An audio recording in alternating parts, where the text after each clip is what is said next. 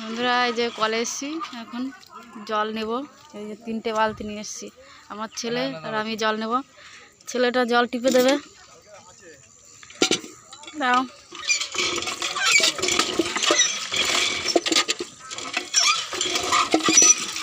টিপতে জল, ব্রাশটা দে আমার কাছে। টেপ এবার ভালো করে বালতিগুলো আয়রন পাউডার দিয়ে মাজলে পরিষ্কার হয়ে যেত। বালতিগুলো নোংরা হয়ে গেছে একবারে। ওদিকে চিপতে চিপতে বেঁকে গেছে।